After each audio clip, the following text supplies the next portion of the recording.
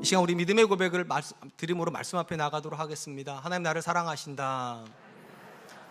하나님 내 인생에 크고 비밀한 계획을 가지고 계신다. 하나님 오늘도 나와 동행하셔서 그 계획을 이루어 주신다. 아멘. 그렇게 될 줄로 믿습니다. 아멘. 우리가 아는 대로 창세기 3장에는 아담과 하와를 마귀가 유혹하는 장면이 있습니다. 우리가 이 창세기 3장의 이야기를 읽을 때마다 늘 드는 의문이 하나가 있습니다. 하나님이 왜 선악과를 만드셨을까에 대한 의문입니다. 의심이 여지없이 하나님께서 아담과 하와가 하나님께 순종하는 삶을 사는지를 보고 싶으셔서 선악과를 만드셨을 것입니다. 그럼에도 불구하고 이 선악과가 우리에게 불편한 이유는 하나님이 선악과를 만드셨기 때문에 마귀가 선악과를 가지고 아담과 하와를 유혹한 것이 아닌가, 이런 생각이 들기 때문입니다. 그리고 만약에 선악과가 있었기 때문에 아담과 하와가 범죄할 수밖에 없었다면 아마도 우리 마음속에 이런 생각이 들 것 같아요. 아담과 하와가 범죄한 건 하나님 때문이다. 하나님이 그 선악과만 안 만들어 놓으셨어도, 아니 그 선악과를 동산 중앙이 아니라 저기 구석에다가 만들어 놓으셨다면 어쩌면 아담과 하와는 범죄하지 않을 수도 있지 않았을까, 이런 생각을 우리가 하게 되기 때문입니다. 살다 보면 이와 비슷한 생각들을 우리는 종종 하게 되는 것 같아요. 하나님께서 내가 원하는 그것만 주셨어도 내가 이렇게 잘못 살지는 않았을 텐데, 내가 내 자녀를 위해서 기도한 그 기도 제목만 하나님께 들어주셨어도 내 자녀가 저렇게 망가지지는 않았을 텐데, 내가 마음에 소원하는 말을 하나님께 한 번만 들어봐 주셨어도 내가 이렇게까지 잘못 살지는 않았을 텐데, 이런 생각들 우리는 종종 하는 것 같아요. 그래서 우리가 잘못되고 우리가 잘못된 선택을 하는 것에 상당 부분이 하나님 책임이다, 이렇게 느낄 때가 종종 있습니다. 오늘 우리가 살펴보려고 하는 말씀은요, 우리가 하는 잘못된 선택에 대해서 하나님의 책임은 존재하지 않는다는 이야기를 좀 해보려고 합니다. 우리가 지난 시간에 살펴본 것처럼 기브아 땅에서 일어났던 패역한 일 때문에 이스라엘의 11개 지파와 베냐민 지파가 전쟁을 하게 됩니다. 총 3번의 전쟁을 통하여서 어느 지점까지 도달하게 되는가? 베냐민 지파가 600명이 남을 때까지 처참하게 전쟁을 하고 끝나게 됩니다. 분명히 11개 지파가 승리를 하였습니다. 이제 이 승리에 대해서 자축을 해야 되는데 자축할 틈도 없이 11개 지파는 자신들이 한 처참한 일을 목도해야만 했습니다. 하나님께서 12지파로 시작해 놓으신 이스라엘의 역사가 이제는 한 지파가 없어질 위기에 봉착됐기 때문입니다. 아마 전쟁하다 보니까 그들이 몇 명이 남았는지를 셈을 못했던 것 같습니다. 그런데 전쟁이 끝나고 나니까 다 죽고 베냐민 지파가 600명밖에 남지 않았기 때문에 굉장히 위기 앞에 봉착할 수밖에 없었습니다. 그래서 그들은 다시 베델로 올라가서 이렇게 탄식을 합니다. 2절로 3절입니다. 백성이 베델로 올라가 이르되 저녁까지 하나님 앞에 앉아서 큰 소리로 울며 이르되 이스라엘의 하나님 여호와여, 어찌하여 이스라엘 이런 일이 생겨서 오늘 이스라엘 중에 한 지파가 없어지게 하시나이까 하더니, 이스라엘 민족이 성막에 있는 베델에 올라가서 뭐라고 탄식을 합니까? 하나님 왜 이런 일이 일어난 겁니까? 어찌하여 우리 중에 한 지파가 없어졌습니까? 이렇게 탄식을 합니다. 그런데 이 탄식의 내용을 읽다 보면 어딘가 조금 갸우뚱하게 되는 표현을 만나게 됩니다. 이렇게 돼 있어요. 하나님 여호와여, 어찌하여 이스라엘에 이런 일이 생겨서 오늘 이스라엘 중에 한 지파가 없어지게 하시나이까? 11개 지파가 지금 탄식하면서 누가 그렇게 만들었다고 말하는 겁니까? 하나님이요. 하나님이여, 어찌하여 이스라엘 중에서 한 지파를 없애시는 일을 하나님이 하셨습니까? 라고 하나님께 책임을 전가시키는 겁니다. 전쟁은 11개 지파가 해놓고서는 그 전쟁의 결과에 대해서 하는 이야기가 우리가 잘못했습니다가 아니라 하나님 어찌하여 이런 일을 우리 가운데 행하셨습니까? 이렇게 하나님께 책임을 전가하고 있는 것입니다. 우리가 본문에서 먼저 살펴보려고 하는 것은 내가 옳은 일을 했기 때문에 하나님이 결과를 책임져야 되는 건 아니라는 것입니다. 굉장히 많은 분들이요, 내가 옳은 일, 내가 선한 일을 하면 결과는 하나님이 책임져야 된다라고 착각들을 하십니다. 오늘 본문에서도 이스라엘의 11개 지파가 왜 그렇게 하나님 앞에 당당했는가? 그들은 자신들이 옳은 일을 했다고 생각하기 때문입니다. 그리고 나서 그들이 자기의 문제를 해결할 때 너무나도 큰 난관 앞에 서게 되는 이유가 무엇인가? 하나님이 시킨 일을 하다가 그들이 하나의 맹세를 했기 때문입니다. 그들이 이런 맹세를 합니다. 21장 1절입니다. 이스라엘 사람들이 미스바에서 맹세하여 이르기를 우리 중에 누구든지 딸을 베냐민 사람에게 아내로 주지 아니하리라 하였더라. 이스라엘이 하나님이 끼시는 전쟁을 하기 위해서 모여놓고서는 그들이 어떤 결정을 하게 되는가? 자기의 딸들을 베냐민 지파에게 주지 않겠다라고 맹세를 했다는 것입니다. 제가 한 번만 여쭤볼게요. 이스라엘 사람들이 누구에게 자기 딸을 안 줍니까? 일반적으로 이방인들에게 안 줍니다. 이방인들을 이스라엘 사람들은 사람 취급을 하지 않았기 때문에 정상적인 결혼은 유대인과 유대인이 하는 거예요. 근데 지금 11개 지파가 뭐라고 맹세했는가? 우리 딸들을 베냐민 지파에게 주지 않겠습니다. 이렇게 맹세를 했다는 말은 이제부터 11개 지파는 베냐민 지파를 어떻게 생각하겠다는 겁니까? 자기의 동포로 생각하지 않겠다는 겁니다. 이방인처럼 생각하겠다는 거예요. 생각을 해봅니다. 왜 도대체 이들은 이런 맹세를 했을까? 아마도 그들은 이렇게 생각했던 것 같아요. 만약에 베냐민 지파를 정상적인 형제 지파로 생각한다면 전쟁 못하죠. 내 형제를 내가 어떻게 죽입니까? 그러니까 마음이 편하려면 저들이 적이 돼야 돼요. 그냥 적이 아니라 그들이 미워하는 이방인이 되어줘야 이 전쟁을 할 수가 있을 겁니다. 그래서 아마도 11개 지파가 자신들이 전쟁을 편안하게 하기 위해서 베냐민 지파를 이제부터는 우리의 형제가 아니라 이방인으로 생각하겠다, 그렇게 맹세를 했다는 겁니다. 근데 이 맹세가 왜 위험한가? 여러분 생각해 보세요. 이방인으로 생각을 했기 때문에 이제부터는 전쟁을 어떻게 되는가? 잔혹하게 합니다. 이방인들과 하는 전쟁은요, 모든 사람을 다 죽입니다. 아이도 죽입니다. 여자도 죽입니다. 남기는 존재가 없어요. 그러다 보니까 베냐민 지파와 얼마까지 전쟁을 하게 되는가? 600명을 남길 때까지 다 죽입니다. 남자, 여자, 아이, 여자 다 죽입니다. 그들이 맹세를 했기 때문입니다. 더더군다나 이들이 이제 이 맹세를 했기 때문에 어떤 문제가 벌어지게 되는가? 600명이 민족을 다시 회복을 하려면 결혼을 해야 되는데 베냐민 지파 중에서 모든 여자를 다 죽여버렸어요. 그러니까 베냐민 사람은 베냐민 중에서 여자를 못 만납니다. 더 큰 문제가 무엇인가? 이들이 어떤 맹세를 했습니까? 우리 딸들은 베냐민에게 주지 않겠다고. 그러면 이스라엘 땅에서 베냐민의 남자가 결혼할 여자가 있습니까? 없습니까? 없습니다. 자신들이 이상하게 맹세를 해놨기 때문에 문제가 다 꼬였는데 그 모든 것을 끝나거나 사는 소리가 하나님이 어찌하여 이 일들을 우리 가운데 행하셨습니까? 문제가 꼬일 대로 꼬였는데 그 책임이 하나님께 있다는 것입니다.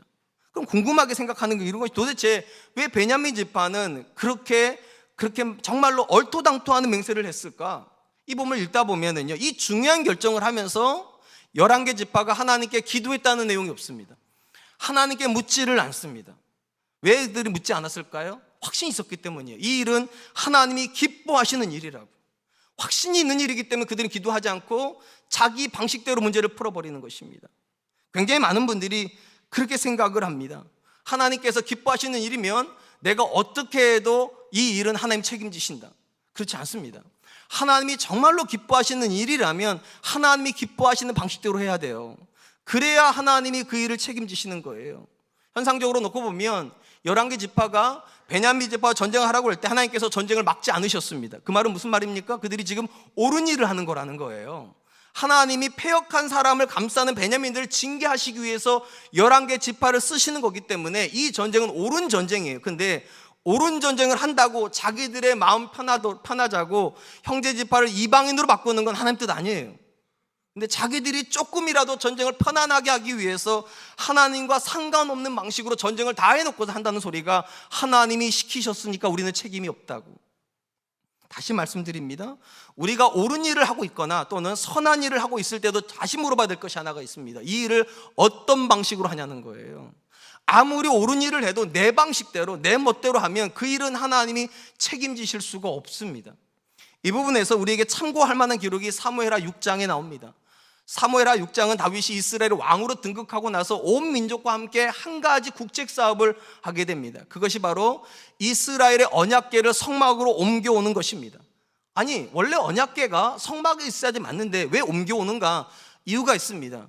이스라엘이 블레셋과 전쟁을 하다가 그만 언약궤를 빼앗겨 버렸습니다. 다행히 하나님의 은혜로 7개월 만에 언약궤가 이스라엘 땅으로 돌아오지만 언약궤는 성막으로 가지 못하고 기럇 여아림에 있었던 아비나답의 집으로 가게 됩니다.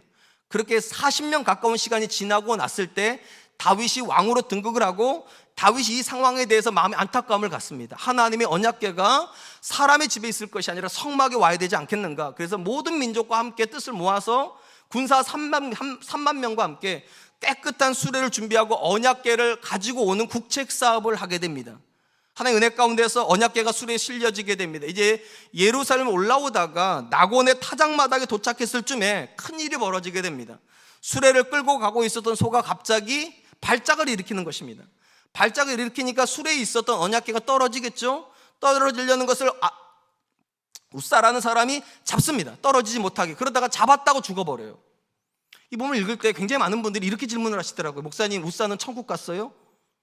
그 질문이 아니에요. 이 본문은요, 죽었다가 중요한 게 아니에요. 왜 죽었냐가 중요해요. 천국 갔냐 안 갔냐가 아니라 왜 하나님께서 징계를 하셨냐가 중요해요. 일단 기본적으로 언약궤는 사람이 만질 수 없도록 되어 있습니다. 그래서 언약궤라는 건 나무가 이렇게 끼워져 있습니다. 어깨에다 매도록, 손으로 못 대도록 하기 위해서 했는데 우사가 만져서 죽은 겁니다. 하나님의 율법을 어겼기 때문입니다. 이 일이 벌어지자 다윗이 이렇게 생각을 합니다. 내가 언약궤를 하나님의 성막으로 옮겨오는 걸 하나님이 기뻐하지 않으시는가?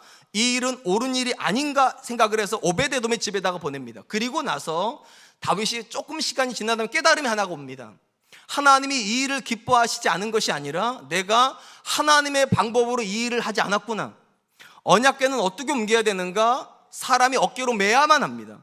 그리고 모든 사람이 매는 게 아니라 딱 맬 수 있는 사람이 정해져 있습니다. 고앗 자손만이 어깨에다 매야 되는데, 안타깝게도 다윗이 그 옳은 일을, 하나님이 기뻐하신 일을 어떻게 버렸다고요? 수레에다가 실었다고요. 그럼 다시 생각을 해보죠. 다윗은 왜 수레에다가 언약궤를 실었을까? 이유가 있어요. 블레셋 땅으로 빼앗겼던 언약궤가 이스라엘 땅으로 돌아올 때 블레셋 사람들이 언약궤를 어디다가 실었는가? 수레에다가 실었습니다. 그걸 보았기 때문에 다윗 생각에 수레에다가 실어도 되는구나 생각을 한 거예요. 근데 하나님의 말씀을 모르는 사람이 하는 행동과 하나님의 말씀을 아는 사람이 하는 행동이 같을 수가 없어요. 하나님께서 그분의 백성에게 요구하시는 선한 삶은 그분의 말씀을 따라 사는 삶입니다. 그래서 하나님께서 다윗이 다시 하나님의 율법을 따라 고앗 자손을 매게 하셨을 때 하나님께서 그 언약궤가 진행하도록 허락하셨고 성막으로 돌아오게 됩니다. 사랑하는 성도 여러분, 신앙의 여정에서 우리가 자꾸만 확인해야 될 것이 하나가 있어요. 여러분들이 옳은 일을 하고 있는가 확인하는 거 아니에요. 여러분, 신앙인은 당연히 옳은 일을 해야 돼요. 그건 의심의 여지가 없어요. 옳은 일 해야 돼요. 근데 진짜로 확인할 건 그 옳은 일을 어떻게 하고 있냐는 거예요. 우리 중에 자녀를 신앙으로 양육해야 되는 거 모르는 분들 계십니까? 아무도 없어요. 근데 정말로 그 자녀를 신앙대로 양육하는 사람은 그렇게 흔하지 않아요. 배우자하고 좋은 신앙적 관계 속에서 부부 생활을 해야 되는 거 모르는 사람은 아무도 없어요. 근데 정말로 성경적으로 그 배우자와 만나고 있는 사람은 그렇게 많지가 않아요. 왜냐하면 우리 자꾸만 이렇게 생각해요. 내가 좋은 생각을 하면 하나님이 좋은 결론 주시지. 그렇지 않아요. 좋은 생각이 좋은 과정으로 가야 돼요. 우리가 하나님이 기뻐하시는 선한 일을 하더라도 하나님이 기뻐하시는 방식으로 하지 않으면 그 일은 하나님의 일 아닙니다. 오늘 본문에서 11개 지파가 베냐민과 싸우는 건 하나님의 뜻이 맞아요. 근데 그 베냐민과 이방인처럼 싸우는 건 하나님 뜻 아니에요. 근데 자기들 편하다고 민족이랑 싸우는 게 불편하니까 이방인으로 규정하고 싸우는 건 하나님 뜻 아니에요. 그러니까 한 번만 다시 생각해 보시기 바랍니다. 옳은 일을 하고 계십니까? 그럼 다시 물어보세요. 그 옳은 일을 하나님이 기뻐하시는 방식으로 하고 계십니까? 그러면 믿으세요. 하나님의 일은 하나님의 방식으로 할 때 하나님이 책임지십니다. 그런데 아무리 옳은 일이라도 내 뜻대로 내 방식대로 한다면 하나님은 여러분의 일에 상관없으실 것입니다. 전 저와 여러분들이 하나님을 기쁘시게 하는 일을 하나님의 왕국으로 할 수 있기를 축원드립니다. 한편 이스라엘 11개 지파가 자신들이 한 맹세 때문에 일이 꼬일 대로 꼬였고 이것 때문에 하나님 앞에서 하나님께 책임이 있다고 말을 했잖아요. 그리고 나서 그들이 어떤 반응을 보이게 되는가? 이렇게 반응을 합니다. 15절입니다. 백성들이 베냐민을 위하여 뉘우쳤으니 이는 여호와께서 이스라엘 지파들 중에 한 지파가 빠지게 하셨음이었더라. 여기 보니까 11개 지파가 자기들이 한 행동을 생각을 하다가 뭐 했다고 되어 있는가? 뉘우쳤다라고 되어 있습니다. 우리 성경은 마치 그들이 회개했다, 그들이 잘못한 것을 깨달았다 이런 식으로 번역하고 있지만 우리 성경에 뉘우쳤다는 말의 원어적인 뜻은 안타깝게 여겼답니다. 그러니까 이런 거예요. 앞에서 말했잖아요. 하나님 어찌하여 우리 가운데 이런 일을 하셨습니까? 그리고 우리는 안타깝습니다. 하나님이 베냐민에게 그런 일을 하신 게 우리가 너무 안타깝습니다. 마치 자신들은 아무런 잘못이 없는데 하나님이 하신 일을 보니까 너무 안타깝다는 거예요. 상식으로 생각을 해보면 베냐민 지파가 그렇게 철저하게 망가진 이유가 무엇입니까? 이 11개 지파가요 맹세를 했기 때문이에요. 하나님이 기뻐하시지 않는 맹세를 자기 멋대로 해가지고 자기 멋대로 전쟁을 해가지고 상황이 그렇게 나빠졌으면 우리 번역처럼 뉘우쳐야 돼요. 그때 우리가 왜 하나님께 묻지 않고 그런 맹세를 했을까? 우리가 잘못했다 이래야 되는데 놀랍게도 11개 지파는 자신들은 잘못이 하나도 없다라고 말을 합니다. 여기서 우리가 두 번째로 살펴보려고 하는 건 이것입니다. 우리가 하나님께 간절히 기도했기 때문에 모든 일을 하나님 책임지시는 건 아니라는 겁니다. 굉장히 많은 분들이 내가 하나님께 간절히 기도하면 결과는 하나님이 책임져야 된다라고 생각들을 하십니다. 근데 그렇지 않습니다. 오늘 본문에서 이스라엘 민족이 자기들이 베냐민 지파에게 한 모든 행동에 대해서 왜 뉘우치지 않았을까? 우리 성경 번역처럼 왜 그들은 회개하지 않았을까? 이유가 있어요. 그들이 전쟁을 하면서 3번의 전쟁을 할 때마다 3번 다 하나님께 묻고 전쟁을 했기 때문입니다. 기도 안 하고 전쟁을 한 것이 아니라 3번 다 기도하고 있으니까 하나님 책임져야 된다는 거예요. 첫 번째 전쟁을 준비할 때 그들이 하나님께 뭐라고 물었습니까? 하나님, 우리 11개 지파 중에 누가 가장 먼저 올라가겠습니까? 하나님 뭐라고 말씀하셨습니까? 유다가 먼저 할지니라. 이렇게 해서 유다가 먼저 가는데 졌어요. 첫 번째 전쟁이 지자 그들이 다시 한번 하나님께 올라갑니다. 그리고 다시 이렇게 묻습니다. 하나님, 우리가 계속 베냐민과 싸워야 합니까? 하나님 말씀하세요. 싸우라고. 두 번째 전투에 실패를 합니다. 그래서 우리가 지난주에 본 것처럼 그들이 전쟁을 멈추고 베델로 올라갑니다. 그리고 하루 종일 금식하고 번제와 화목제를 드리죠. 그리고 다시 하나님께 묻잖아요. 하나님, 우리가 베냐민과 싸우는 것이 하나님의 뜻입니까? 하나님 말씀하세요. 이번에 다시 올라가면 내가 베냐민을 너희 손에 넘기겠다고. 이렇게 해서 그들이 3번째 전투에서 결국은 승리하게 됩니다. 그러니까 이 11개 지파는 나름의 핑계거리가 있어요. 그들은 하나님이 금지시킨 전쟁을 한 것이 아니라 3번 다 하나님께 묻고 전쟁을 했고 하나님이 하라고 하셔서 전쟁을 했기 때문에 600명밖에 남지 않은 이 모든 일에 대해서 자기들은 면죄부를 받아야 된다는 거예요. 안타깝기는 하지만 우리가 잘못한 것은 아니라고. 그러나 여러분, 우리가 반드시 기억할 것이 하나가 있어요. 하나님께서 11개 지파로 하여금 한 개 지파 베냐민과 전쟁하라고 허락하신 건 하나님 뜻이 맞아요. 왜냐하면 패역을 감싸는 건 잘못된 일이니까. 그러나 그들이 베냐민을 이방인처럼 생각하고 전쟁하는 건 하나님 뜻 아닙니다. 만약에 이스라엘 민족이 이방인처럼 베냐민을 생각해서 전쟁하는 것이 하나님 뜻이었다면 앞에 2번의 전투에서 실패할 이유가 없어요. 그들이 생각한 대로 이기게 하시면 되는데 왜 2번이나 지게 하셨냐는 거예요. 우리가 지난주에 살펴보았습니다. 그들로 하여금 생각해 보라고. 그것이 과연 베냐민만의 잘못이냐고. 이스라엘 전체가 영적으로 타락했기 때문에 그들의 잘못에 너희들의 분량은 없는지 생각해 보라고. 실질적으로 이스라엘이 11개 지파가 베델로 올라가서 밤새 하루 종일 금식을 했다는 말을 회개했다는 이야기를 말씀드렸어요. 그리고 번제와 화목제를 드렸다는 것도 자신들의 잘못을 인정했다는 거예요. 그러면 자기들의 잘못이 없다고 생각했던 첫 번째, 2번째 전투와 자신들의 잘못이 있다고 말을 하고 나서 했던 3번째 전투는 달라야 되잖아요. 회개하고 나서 하는 전투니까. 근데 놀랍게도 2번의 전투가 끝나고 회개한 다음에 치르는 전투와 앞에 2번의 전투는 다르지 않아요. 3번째 전투에서 그들은 이방인들처럼 싸워요. 다 죽여요. 여자도 다 죽이고 아이도 다 죽여요. 여자 아이들도 다 죽여요. 회개를 했는데 아무런 영향이 없어요. 그리고 한다는 소리가 우리는 잘못하지 않았다고. 예수님께서 제자들 부르실 때 어김없이 하셨던 표현이 하나가 있죠. 나를 따르려거든 어떻게 하라고요? 자기를 부인하고 날마다 십자가를 지고 나를 쫓아오라고. 중요한 표현이 나옵니다. 자기를 부인하고 쫓아와야 된다고. 우리가 신앙의 여정을 걷는다는 게 가장 중요한 의미가 무엇인가? 나를 내려놓는 겁니다. 내 생각을 내려놓는 겁니다. 내 판단을 내려놓는 겁니다. 뭐 하려고요? 하나님 뜻을 받아들이려고요. 이것이 신앙의 여정입니다. 그리고 신앙의 여정에서 우리가 철저하게 자기를 부정하기 때문에 하는 가장 대표적인 행동이 무엇인가? 기도입니다. 하나님, 나에게 하나님의 뜻을 알려주십시오. 내가 하나님의 뜻대로 하기를 원합니다. 물론 우리가 하나님 앞에서 기도를 하면서 하나님, 내가 내 생각을 내려놓습니다 아무리 말을 해도요, 하나님께서 여러분들에게 이것이 하나님 뜻이다라고 말해 주십니까? 안 해주실걸요? 참 이상하잖아요. 신앙의 여정이 자기를 부인하는 거라고 말을 했고, 기도가 자기를 부인하기 위해서 하는 행동인데, 그러면 하나님 가르쳐 주셔야 되잖아요. 내 자녀를 어떻게 키워야 될지 가르쳐 주셔야 되고, 사업을 어떻게 할지 가르쳐 주셔야 되고, 내 배우자를 어떻게 가르쳐 주셔야 되는데, 아무리 기도해도요, 하나님이 아무 말씀 안 하십니다. 여러분만 그런 게 아니라 저도 마찬가지예요. 참 이상하잖아요. 자기 부인을 하라고 말씀하셨으면 가르쳐 주셔야 어떻게 할지를 알지 않겠습니까?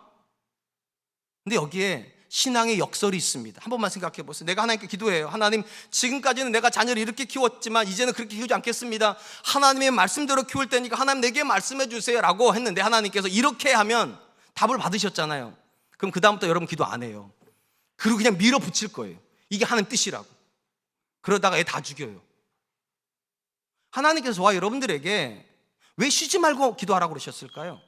이유가 있어요. 하나님 단 한 번의 답을 주시지 않기 때문입니다. 우리가 하나님 앞에 답을 못 얻고 있다고 생각하지만 사실은 답을 못 얻고 있는 게 답이에요. 왜냐하면 우리가 하나님께 답을 못 얻었기 때문에 우리는 확신이 없어요. 내 자녀를 어떻게 키워야 될지 몰라요. 그러니까 어떻게 합니까? 조심스럽게 키워요. 그리고 늘 물어요. 하나님 앞에, 하나님, 지금 내 아이가 이 상황에 있는데 하나님, 나는 어떻게 해야 될지 모르니까 하나님 좀 가르쳐 주세요. 하나님 좀 가르쳐 주세요. 제가 우리 아이들 키울 때 제 아내가 저한테 전화를 종종 했다니까, 여보, 오늘은 당신이 우리 큰아이 좀 만나야 될 것 같아. 우리 둘째 아이도 좀 신방 좀 해야 될 것 같아. 자기가 감당이 안 된다는 거예요. 여자로서 도무지 감당이 안 돼요. 내가 낳았는데 내가 감당이 안 된대요. 이 자리에 남자 아이를 안 키워보시면 말을 하지 마세요. 남자애는요, 엄마가 낳았는데도 엄마가 감당을 못해요. 그러니까 저한테 전화를 해요. 여보, 오늘 저녁에 꼭 가지고 큰아들도 좀 신방 좀 해주세요. 작은 아들도 좀 신방 좀 해주세요. 근데 제가 알겠다고 하고 집 교회에서 이제 집으로 갑니다. 갈 때 그냥 가지 않아요. 왜냐하면 아빠라고 압니까? 몰라요. 그러니까 기도해. 하나님, 오늘 제가 지금 우리 큰아이를 만나야 되는데 제가 뭐라고 말할지 도무지 모르겠습니다. 하나님 도와주세요. 집으로 갑니다. 우리 큰아이 방 앞에 가가지고 다시 문고리 잡고 다시 말해요. 하나님, 제가 이 문을 열고 우리 큰아이를 봐야 되는데 제발 이 아이가 나가! 이거 하지 않게. 아빠 나가면 제가 뭐라고 그러겠어요, 내가. 제발 하나님, 제가 들어갈 때 우리 아이가 좋은 인상으로 저를 받아들이게 해주십시오. 안 씁니다. 첫 말을 어떻게 끊을지 말을 못하겠어요. 또 기도하죠. 하나님, 내가 지금 이 말을 어떤 말을 어떻게 해야 될지 모르겠는데 하나님, 내가 모르지만 첫 말을 꺼냈을 때 우리 아이가 마음을 열게 해주십시오. 조심 들어갑니다. 그리고 어느 순간 깨달아요. 길이 없는 줄 알았는데 그게 길이었구나. 내가 기도하면서 조심 다가가는 게 그게 하나님의 뜻이었구나. 하나님께서 우리에게 응답을 안 하신다고 느낄 때가 있어요. 이렇게 좀 하라고 저렇게 좀 하라고 가르쳐주면 참 좋을 텐데 하나님이 왜 안 가르치실까? 이유가 있어요. 하나님의 기도 응답의 가장 본질은요, 뭐를 하는 게 아니라 하나님과 함께 하는 거예요. 뭐를 모르니까 계속 물어야 돼. 하나님한테. 하나님, 내 남편한테 내가 잘해야 되긴 하겠는데 나는 도대체 어떻게 내 남편을 받아들일지 모르겠다고. 도대체 내가 무슨 말을 해야 내 남편이 마음이 풀리고 내 아내의 마음이 풀리지, 난 도무지 모르겠으니까 하나님, 나 좀 도와주시면 안 되냐고. 지금까지 내가 하는 말은 내 남편 상처를 줬고 내가 하는 행동들은 내 아내한테 상처를 줬는데 이제는 그렇게 하고 싶진 않은데 어떻게 할지 모르겠어요. 하나님, 그게 기도예요. 답을 받아내는 게 아니라요, 답이 없어서 하나님과 함께 가는 거예요. 기도했으니까 나는 당당해가 아니라 기도했으니까 이제부터 조심스럽게 내 아이에게 다가가겠다고, 기도했으니까 이제 조심스럽게 내 배우자에게 다가가겠다고. 하나님 뜻을 모르니까 내가. 다시 말씀드릴게요. 하나님 뜻은요, 여러분들이 무엇을 얼마나 잘하는가가 아니라요, 여러분들이 아무것도 할 수 없다는 걸 인정하고 하나님과 함께 한 발짝 한 발짝 조심스럽게 걸어가는 게 하나님 뜻이에요. 사랑하는 성도 여러분, 기도를 하고 있다는 의미가 무엇입니까? 기도를 하고 있다는 건 인정하는 거예요. 내가 잘못하고 있다는 거예요. 잘하고 있는 사람은요, 그래서 기도 안 해요. 내가 내 자녀한테 잘못하고 느끼고 있을 때 기도하는 거예요. 내가 내 배우자한테 잘못하고 있다고 느낄 때 기도하는 거예요. 내가 내 인생을 잘못 쓰고 있다고 느낄 때 기도를 해요. 그럼 뭐가 기도의 응답입니까? 답을 찾는 게 기도 응답이 아니에요. 내게는 하나님이 필요하다고 한 발짝 한 발짝 하나님과 함께 걸어가는 게 기도의 응답이에요. 그래서 사실은 하나님 우리한테 아무 말씀도 안 해주시고 쉬지 말고 기도하라가 정답이에요. 매 순간 하나님께 물으세요. 오늘 집에 가서 내 아이한테 내가 어떤 말 해야 됩니까, 하나님? 오늘 집에 가서 내가 내 남편, 내 아내한테 내가 어떻게 해야 되는 겁니까? 이 연휴를 끝나고 직장에 돌아가서 그 꼴보기 싫은 그 상사를 내가 어떻게 대해야 됩니까, 하나님? 나는 답이 없으니까 하나님 도와주세요. 그러므로 반드시 기억하세요. 기도는 과정이에요. 결과를 받아내는 데가 아니라 과정을 받아들이는 거예요. 나는 아무것도 할 수 없어서 하나님과 함께 가야만 합니다.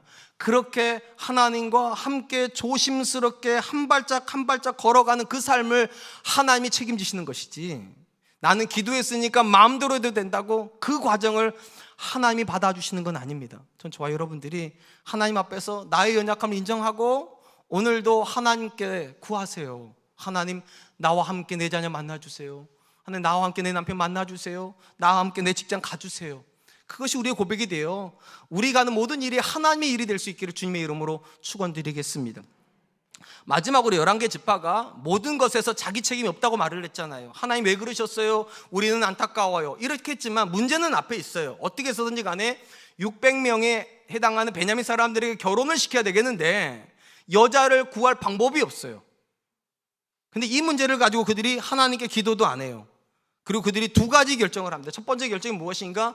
야베스 길르앗에 있는 모든 사람들을 다 죽이고 여자를 얻어오는 것입니다. 이들이 이런 결정을 한 이유가 있어요. 전쟁을 하기 전에 그들이 또 하나의 맹세를 했기 때문입니다. 이 전쟁에 참여하지 않은 모든 사람들은 다 죽인다. 그리고 찾아보니까 야베스 길르앗에서는 한 사람도 전쟁에 안 나왔다는 거예요. 전쟁에 안 나왔으니까 다 죽여요. 싹 죽이고 400명의 여자를 얻습니다. 그래도 여전히 200명이 부족을 해요. 그래서 이들이 두 번째 계획을 어떻게 세우는가? 거기서부터 멀지 않은 실로라는 곳에서 여호와의 절기를 지키기 위해서 여자들이 춤을 추고 축제를 벌이고 있었는데 베냐민 사람들하고 가가지고 200명의 여자를 훔쳐오라는 거예요. 보쌈해가지고 오라고. 그리고 그들의 부모나 그들의 형제들이 와서 따지면 우리가 다 책임져 줄게. 이렇게 해서 그들이 600명의 베냐민 남자들에게 600명의 이스라엘 여자를 얻어주는 일을 다 하게 됩니다. 그리고 그들이 이제 마음이 편안해요. 이제 문제를 풀었으니까. 그리고 각각 집으로 돌아갑니다. 문제가 다 풀렸는데 하나님이 돌아가는 이스라엘의 뒤통수에다가 뭐라고 말씀을 하시는가? 사사기 21장 25절입니다. 그때에 이스라엘의 왕이 없으므로 사람이 각기 자기의 소견에 옳은 대로 행하였더라. 이 말의 의미가 무엇입니까? 그들은 문제가 풀려서 다행이다고 집에 갔지만 하나님 앞에서는 그 문제가 풀린 게 아니라는 거예요. 왜냐하면 자기 멋대로 풀었으니까. 그것을 하나님께 묻고 하나님의 방식대로 해결한 게 아니기 때문에 이건 또 다른 문제의 원인이 될 것입니다. 문제가 풀린 것 같지만 풀리지 않았습니다. 우리가 본문의 말씀에서 마지막으로 생각해 보려고 하는 것은 하나님이 원인인 죄는 없다는 겁니다. 하나님 때문에 내가 이렇게 할 수밖에 없었어요. 하나님 때문에 내가 이렇게 한 거예요. 이런 죄는 존재하지 않는다는 겁니다. 오늘 본문에서 이 이스라엘 11개 지파가 한 선택은요 다 최악이에요. 어떻게 한 지파를 싸그리 죽여버립니까? 야베스 길르앗에서 전쟁 안 나왔다고 거기 있는 아이들, 여자들 다 죽이는 게 과연 하나님의 방법일 수 있습니까? 근데도 그들은 아무런 뉘춤이 없습니다. 왜냐하면 하나님이 망가뜨리는 문제를 자기들이 푸는 거라 생각하니까. 심지어 절기를 지키는 거라면 정말로 거룩한 일 아닙니까? 근데 그 절기에 나와 있는 여자들을 보쌈해서 가는 일이 과연 이게 하나님이 기뻐하는 일일 수 있습니까? 아니, 죄송하지만 예배를 안 드리고 땡땡이 치는 여자를 데려가도 우리가 그게 말이 안 되잖아요. 근데 하나님 앞에 절기를 지키는 여자들을 보쌈해 가는 일을 이렇게 한다는 건 예배를 멸시하는 거 이거는요. 근데 그런 일을 하면서도 그들은 아무런 뉘춤이 없습니다. 왜냐하면 자기들은 지금 하나님이 망쳐놓은 일을 수습한다고 생각하기 때문입니다. 하나님 때문에 어쩔 수 없이 이렇게 한 거라고. 이스라엘 가운데서는 여자를 얻을 수 있는 방법이 없으니까 어쩔 수 없이 이렇게 한다고. 여러분의 입술 속에서 또 저희 입술 속에서 어쩔 수 없는 죄를 뽑아내야 됩니다. 그런 죄는 없어요. 신앙의 여정에서 성도를 정말로 낙심시키는 게 여러 가지가 있죠. 그 중에 하나가 순종했는데 우리가 원하는 결과를 못 얻었을 때입니다. 참 낙심이 돼요. 순종을 하지 않아가지고 나쁜 결과를 얻었다면 우리 어떻게 생각합니까? 내가 순종 안 해서 그랬나 보다. 주의를 안 지켜서 사고가 났나 보다. 11조를 안 냈더니만 사업이 어렵네, 뭐 이런 식으로. 내가 순종을 안 했으니까 문제가 벌어지는 건 받아들이기가 그래도 비교적 쉽습니다. 근데 나름 내가 하나님 앞에 철저하게 순종을 했는데 오늘 본문에 나오는 11개 지파 그렇게 생각하는 거잖아요. 하나님께 기도까지 했고 하나님 기뻐하는 일을 내가 한다 생각을 했는데 결과가 굉장히 나쁘면 받아들이기가 정말로 어려워요. 그럼 어떤 일이 벌어진 줄 아세요? 하나님도 나를 안 도와주니까 이제부터 내 마음대로 할래요. 하나님, 내가 내 자녀를 말씀대로 키우려고 했는데 하나님이 길을 안 열어주셨으니까 이제는 내 마음대로 할래요. 하나님 때문에 나는 이제부터 망가질래요. 그런 일이 벌어진다는 거예요. 실제로 욥기에 보면 하나님께서 한날 한시에 욥과 욥의 아내로부터 모든 걸 다 뺏어버리죠. 욥으로부터 10명의 자녀를 다 뺏어버립니다. 건강도 뺏어버립니다. 재산도 뺏어버립니다. 그러자 욥을 쳐다보고 있던 아내가 뭐라고 말합니까? 욥에게 차라리 하나님을 욕하고 죽으라고. 이 말은 이런 거예요. 욥, 당신은 하나님 앞에 잘못한 게 하나도 없는데 당신은 하나님에 늘 한결같이 최선을 다해서 순종을 했는데 하나님이 당신한테 잘못한 거 아니냐고. 이제 당신도 하나님한테 욕하라고. 하나님이 당신한테 잘못했으니까 당신도 하나님한테 욕해도 된다고. 그리고 하나님 죽이시면 죽어버리라고. 차라리 그냥. 이 본문에서 우리가 만나는 11개 지파의 태도가 그래요. 하나님이 우리한테 잘못하셨으니까 우리가 이제부터 하는 모든 행동은 잘못될 수 없다는 거예요. 하나님이 꼬아놓은 문제를 우리가 푸는 거니까. 근데 여러분, 한 번만 생각해 보죠. 욥기에서요, 욥의 아내가 욥한테 하나님이 당신한테 잘못했으니까 당신이 하나님 욕해도 괜찮아, 욕하고 죽어 이랬을 때 욥이 그럴까? 하고 욕했습니까? 아니에요. 욥이 그 아내한테 뭐라고 말하는가? 당신의 말이 어리석은 여자의 말과 같다고. 우리가 하나님께 복을 받았으면 화는 받지 않겠냐고. 뭘 말하는 겁니까? 우리가 선택해서 뭔가를 받을 수 있는 게 아니라는 거예요. 하나님이 기뻐하시는 거 우리에게 주신다는 거예요. 그리고 욥이 또 뭐라고 말합니까? 나의 가는 길을 오직 그가 아시나니 그가 나를 단련하시는 내가 정금같이 되어 나온다고. 우리 생각에는 하나님께서 나를 가혹하게 때린다고 생각되지만 욥은 뭐라고 받아들이는가? 그것이 자기를 깨끗하게 만드는 여정이라는 거예요. 우리가 하나님이 하시는 일을 다 이해하지 못하기 때문에 때로는 하나님이 나한테 잘못하는 것 같은 순간이 있어요. 근데 욥은 하나님의 잘못이라는 개념을 인정하지 않습니다. 하나님은 선한 일을 하시고 계시지. 성경에서 우리가 만나는 믿음의 사람들 중에 하나님이 잘못하시는 것 같은 과정을 안 지난 사람이 없습니다. 아브라함에게 하나님께서 어느 날 갑자기 뭐라고 말씀하십니까? 네 아들을 번제로 드리라고. 이게 과연 좋은 일을 하는 겁니까? 하나님이 아브라함에게? 누가 보아도 잘못하는 것 같아요. 하나님께서 요셉에게 형들에게 팔려서 애굽으로 끌려가는 노예 생활을 시키십니다. 이게 하나님이 요셉한테 잘못하시는 거 아닙니까? 다윗이 기름을 부음 받는 순간부터 10년 동안 광야에 쫓겨납니다. 이게 하나님께서 다윗에게 잘못하는 게 아니면 뭡니까? 다니엘이 하나님 앞에 기도를 해, 뜻을 정해 기도를 했더니 갑자기 사자굴에 집어던져져요. 이게 하나님께서 다니엘에게 잘못한 게 아니면 뭡니까? 성경에서 믿음의 사람들 중에서 하나님이 자기 인생에 잘못했다고 느끼는 만한 일들을 안 만난 사람이 없어요. 여러분의 인생에도 그래서 하나님이 잘못하시는 것 같은 일들이 찾아오는 거예요. 그리고 중요한 건 이것입니다. 믿음은 뭐냐는 거예요. 믿음은요, 하나님은 잘못하시지 않는다요. 하나님은 실수하지 않으신다. 하나님은 그럼에도 불구하고 선하시다. 그러면 우리 인생에서 빼내야 될 단어가 있어요. 하나님의 잘못이라는 단어는 빼내야 돼요. 하나님은 절대로 잘못하지 않으세요. 왜냐하면 이 단어가 들어와 버리면 그때부터 막 살아요. 그때부터 막 살아요. 그리고 뭐라고 말합니까? 하나님 때문이라고. 신앙을 떠나가는 대부분의 사람들이 그렇게 해서 신앙을 떠나가는 거예요. 하나님 때문에 내가 실패했다고, 하나님 때문에 내가 억울한 일 당했다고, 하나님 때문에 내가 이렇게 고통당했다고. 아니요, 지금은 억울해 보이고 지금은 고통스러워도 어느 순간 깨닫게 됩니다. 나를 정금같이 하시려고 그러셨구나. 하나님께 이 모든 일을 통해서 합력하여 선을 이루시려고 그러셨구나. 사랑하는 성도 여러분, 살다 보면, 죄송해요, 저 얼마 안 살았는데도 살다 보면 이해할 수 없는 일들을 만납니다. 순종했는데 왜 하나님의 징계를 경험할까? 내가 하나님의 말씀대로 살려고 하는데 왜 하나님은 나한테 좋은 거 주시는 것이 아니라 이렇게 괴롭게 만들까? 하나님이 나한테 잘못하시는 거 아닌가? 예, 현상적으로는 분명히 하나님이 여러분들한테 사과하셔야 될 것 같아요. 근데 믿음은 그렇게 말하지 않습니다. 믿음은 여전히 하나님은 선하시다 말을 합니다. 그래야 우리 인생이 하나님 앞에 바른 길을 놓치지 않습니다. 전 저와 여러분들이 하나님 때문에 짓는 죄라는 개념을 없앨 수 있었으면 좋겠습니다. 그럼에도 불구하고 하나님 신뢰하십시오. 그럼에도 불구하고 하나님과 함께 가십시오. 반드시 하나님께서 모든 일을 합력하여 선으로 바꿔주신 현장에 서게 될 줄로 믿습니다. 이제 말씀을 맺으려고 합니다. 우리가 만나는 일들 중에 때로는 정말 우리 마음을 힘들게 만드는 일들을 만나게 됩니다.